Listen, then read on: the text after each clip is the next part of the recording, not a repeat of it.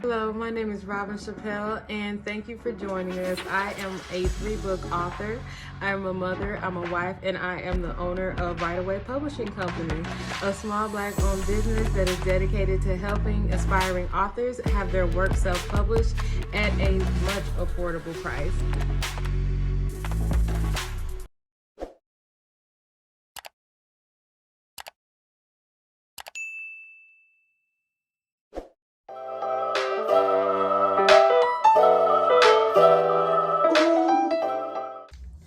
Hi everyone, happy Thursday. I'm Robin Chappelle and welcome back to my author channel.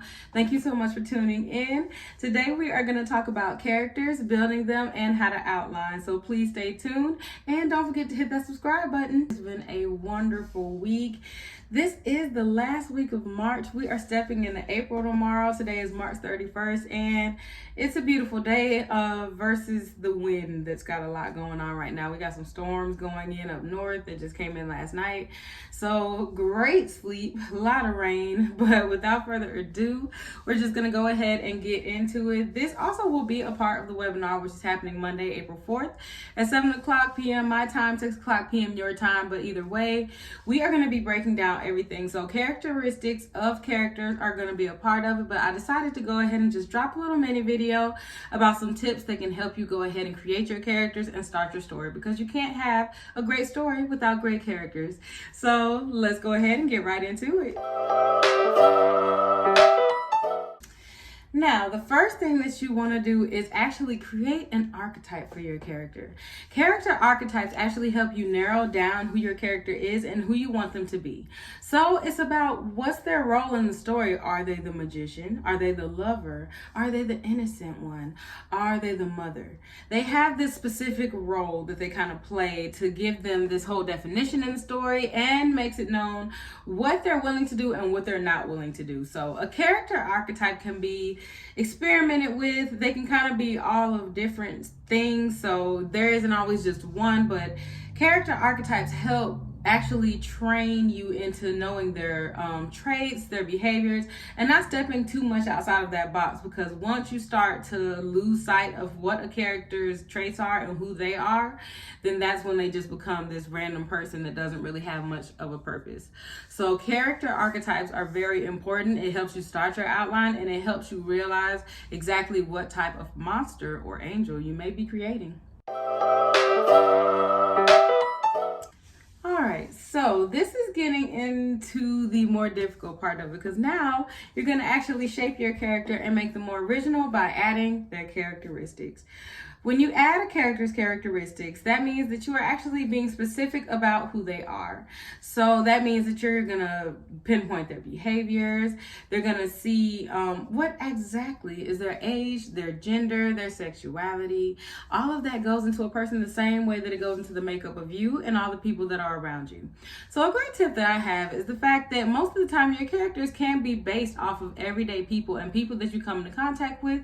One, because it's better, and two, because you're not going off of traits and off of behaviors that you've never seen before in your entire life.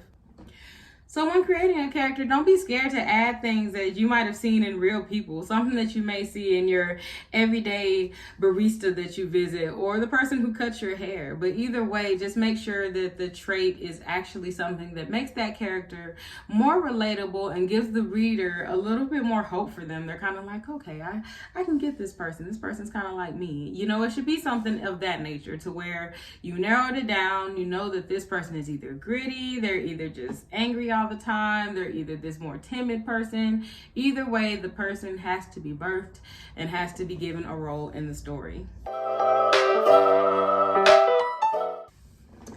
All right, the next one, when I say that a character has to be birthed, you need to go ahead and build them a backstory.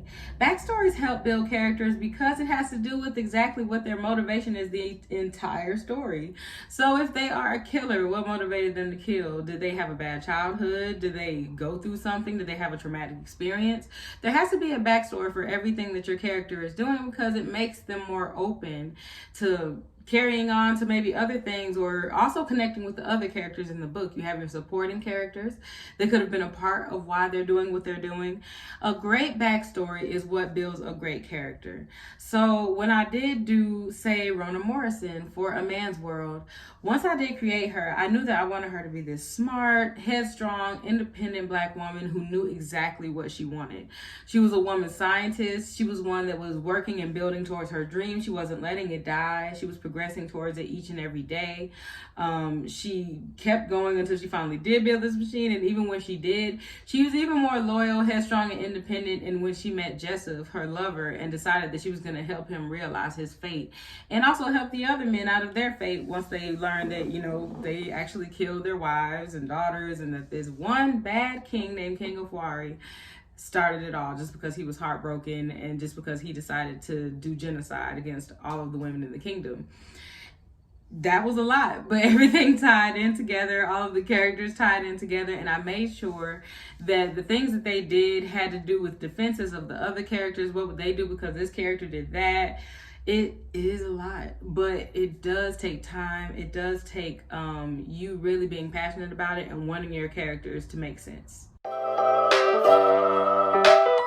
Another way that you can make your characters more real and a lot more realistic is by giving them things that you have. Flaws, quirks, faults, imperfections, things that you know that you don't like about yourself. Give to your character or give to other people, because it's like most things we don't like about ourselves make absolutely no sense, but they are what we consider our flaws and our quirks. For me, I'm clumsy. I'm really clumsy. A great quirk or flaw for me would be I fall a lot. I fall quite a lot and bump into things. I have a bruise on my leg right now from hitting my leg just yesterday. It hurt, but I mean, it's life. It's what it is. It's a part of me. But either way, that's what I mean by giving characters life, by giving them quirks, faults, and flaws. I mean, I don't care if you give someone a twitch or if someone just has this really bad OCD habit. It's got to be something that's specific to what a person really could be going through and really could be like, but you know, in a more relatable, sensible way that people can look at and go, you know, that's crazy, but it's realistic. It can even go further, you know, into being something that's not realistic really, but it can happen. It just hasn't happened to many people. So get creative with it. It's okay to like reach further and to see what you really want your character to be, because they can branch off into becoming something else or so many things depending on the story. So we're going to get into that next, and that has to do with making sure that your character has a type of climax. When I say give your character a type of climax, you have to give your character an arc. An arc is just how a believable character begins to grow and change as the story begins to grow and change. As the story evolves, the character needs to evolve. So you can't have the story just having all this cinematic climax moments, but the character's kind of just in the background watching everything happen, and it's like they don't change with any of the change that's going on. That's a dead character, and you never want to create a dead character. It's kind of like they're just there. The character's arc should kind of go with the climax of the story, but that doesn't always have to align. Sometimes you can even play with it. The character's climax could come before the story is told, and then the story unfolds along with the character. It just depends on how you want to tell your story, how you want to put it, and how you just want to get it out there. But either way, it has to make sense and it has to connect. And there were plenty of times that my characters and the story didn't connect to the point that I was devastated. I had to actually take my story back, you know, several chapters sometimes, start over. It's what it is. Like I said in my last video, and that comes from sometimes if you didn't outline correctly, maybe you were rushing through it. You can't have ask anything and think that it's gonna really work. That's where people go wrong at. Nothing with half effort ever worked out. So you really got to sometimes just sit down and actually see who you want this person to be. Who is this character? What is their drive? What's their motivation? What drives them insane? What drives them happy? You got to know all of that, because it's almost like actually building a baby, an actual person. So that's the fun part about it, is that it's limitless. You can do whatever you want to with these people, but just as long as it all falls into the story, makes sense, and that it gives your reader a feeling of hope and excitement when they leave the story, because they know that they were relating to this person. They felt this person's pain. They wanted this person to either win or lose, whatever they felt. They really were with what you created in this character. Another thing that helps with your character is actually having visual references. When you are building your character, you want to give them, like I said, specifics of real people. So do they have curly hair? Do they have bright eyes? Are their eyes dark? Do they look like they're shady? Do they look like they are trustworthy? We know what these traits look like and what they are, and just have to actually put them into the character. So when you add visual references, maybe just even like a free Google pic or like a Pexel free photo, they have those out there, and where you can just type in certain words or characteristics of a character, and they'll bring up different pictures of what they feel that looks like. And sometimes it's pretty spot on, and you can have a visual picture of your character, which is what will kind of actually help you write out their characteristics also and their traits. So you have this physical picture, and it's not really the character, it's not the character or how you would maybe make them, but it's just something like an example, just for you to be like, okay, this character is that, they're not this, they're not that. It's for you to get your groove and just kind of see for yourself how it might really pan out if you really created this person, molded this person, and they were standing next to you. It's not always easy, but I have a pretty vivid imagination. I can see the people that I tell stories about in my head specifically, and wish I could sometimes just like get the time to actually sketch them out fully, which I might do one day. But just to have that visual reference is something. It's always a helper. So just try that out, especially if you're an artist and if you can draw, try drawing them out, or try seeing just how, even if you just draw their eyes or just draw their lips, just seeing how they look, that really helps and gives assistance in creating characters. Once you are finished with all that, you have to organize and you have to refine your characters into what you're going to tell in the story. So all the characters starting to fall together. They're starting to have their supporting roles. They're starting to be who is who. So this means that you're organizing and refining them into who they are to each other. So who is this person's mother? Is this person's child? This is the lawyer of this person, and then the husband of this lady. And this lady is maybe messing with this guy. It just has to, everything connects to where you organize and refine everybody. And that's when you can be able to create the rest of your characters. That's the supporting characters, the ones who are just, they're maybe not in the immediate family, or they're not the person that is with them all the time. It might not be their wife or whatever, but is maybe their partner as a police officer, is their assistant at their office, the secretary, someone who's in their outer world, but they're still their supporting character, the person who they see regularly and that does something for them, or that's just a part of their life. So there's two different categories, and there's two different ways that you can refine and organize your characters and make sure that they do tie into each other. I sometimes like to do maps, and maps really help out, but I am a sticky note person, hence the Post-its back there. So I get Post-its, and I just like really write down my ideas on the Post-its and put them in a level. Like the first one will be titled, and then I kind of like put different traits. I keep going down so that that's just added on, and it's in my face, because I'll put stuff in the notebook sometimes and I forget about it once I close the notebook and forget that I wrote all that stuff down until later, and I'm like, oh, that was some good stuff I wrote. But really, I need it in my face, like a visual, like for when I walk into my office. And that helps me realize that day what I need to fix, what I need to refine, add this, take this away, add that, don't take this away. Everything is as one. So, that's why they say you either need to plan to fail or fail to plan, whichever one you want to do.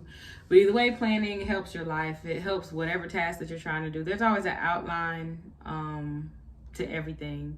So I feel like that when you plan, you're making sure that you're manifesting what you're doing. You're actually putting it into existence and saying, this is what I'm going to do, and I'm going to keep on building onto it, instead of just kind of throwing it out there as little ideas. So make sure that you know that planning, it's okay to plan. And it's also okay to sometimes just go with a story and just start writing a story that comes to you. But the thing with that is that you have to keep going back and fixing things and tying things together, and that's a headache. I used to try to sometimes do the same thing, but yeah, no, it's not gonna work that way. So I'd rather plan and then be able to write the story out versus just writing the story out and having to go back, because they tell you, you know, that's the rule, to just keep writing. Don't ever just keep being that person that writes a little chapter, they go back trying to fix that chapter, then you keep writing, that you're gonna write that story forever. You gotta actually just keep getting the story out. And the best way to keep getting that story out is to know exactly what you're writing and where you're going with your story. So the other little tidbit that I actually do want to put out there is to just make your character, go hard with your character. If they are, if they're a villain, make them the best villain that they can be. If they are the good person, make them the best hero they could be. You know, you have your protagonist and you have your antagonist. And the protagonist, of course, is always the hero who wants things to go well, and they're the ones trying to save the world, save the day, do something that's positive. And the antagonist is the negative. They are the counterpart who's always trying to stop the protagonist, usually from doing something, or stop whatever is going on in the environment around the protagonist. So one or the other, because either way, the protagonist has to come at the antagonist for some reason, or something that they did. There's just a clash there.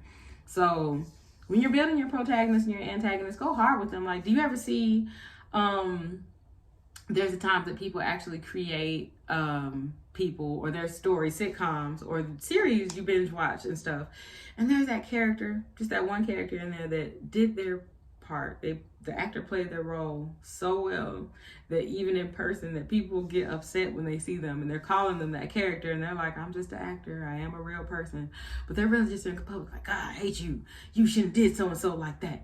That's what I mean by going hard. Like, it should be that believable to where people feel in their heart what that person did, to the point where they really are upset. They know it's just a movie or a show, it's really not real, but in their heart, and then they felt something when they watched it that made them really upset, and you did your job.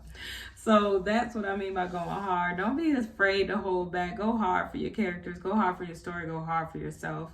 Another thing that I've been telling people that they've been mentioning a lot is that they'll have a story. A story's great, it's good, but they have these people that, you know, your feelings are a big thing, and they're trying to protect these people's feelings that may have been in a story or may have been an experience that they had, and then they don't want to say that person's name, or they don't want to put that person's name out there.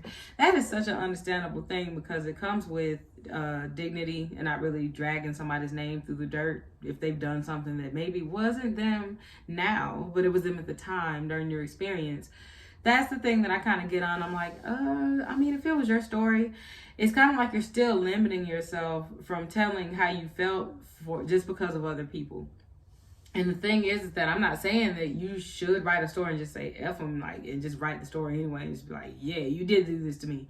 It's not coming out of bitterness or vindictive motives, but I just believe that everybody's story is valid and everybody's feelings count. And it's like, up until the point of people saying what they really felt, you know, people probably really didn't know, or they didn't know what they did. So it's like, yeah, you got to hear that, but it's like that, if that's what it is, what it is, and maybe later, you know, you could discuss it or something. But if not, there's ways around it. You can color code people, you can make different names for them. I mean, they could be fruits. If you want to, call somebody apple and call somebody banana.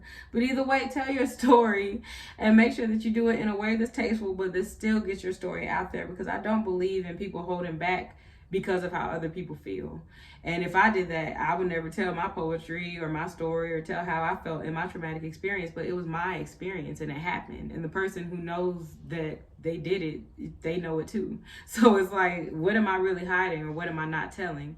Or whose feelings am I really protecting? Because I've been protecting other people's feelings for so long.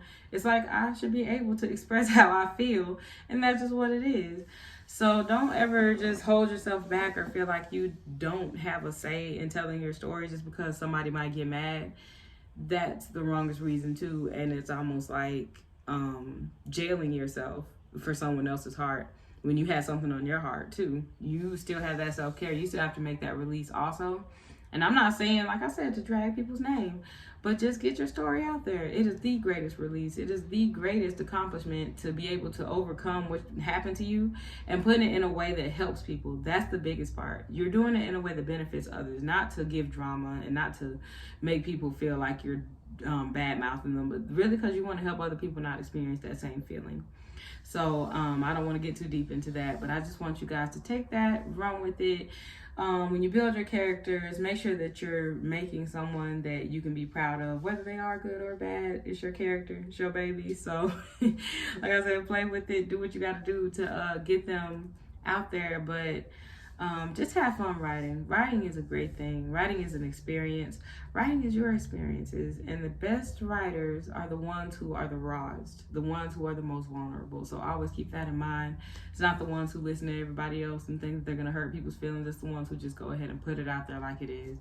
So you guys have a great Thursday. I hope you have a wonderful weekend, and I hope to see you guys pretty soon. I think I might put one out this weekend. I never know. I was gonna say next week. It's probably gonna be next week. So I'm gonna put more videos out on Instagram though. Follow me on Instagram, follow me on Facebook. There is a link tree on my Instagram page, author Robin Chappelle, that has everything on it. It has my websites, it has my storyteller, the bestseller book that's coming out. Don't forget to pre-order that on authorrobinchappelle.com. That's going to also have the greatest tips and advice that you need for self-publishing your book. But for now, thank you guys for tuning in. Like I said, don't forget to subscribe and share. I do need more subscribers. I'm going to be making more videos, giving more tips, so especially writers who need it, please let them know and make sure that they subscribe. But for now, you guys have a wonderful day, and I will see you guys next week.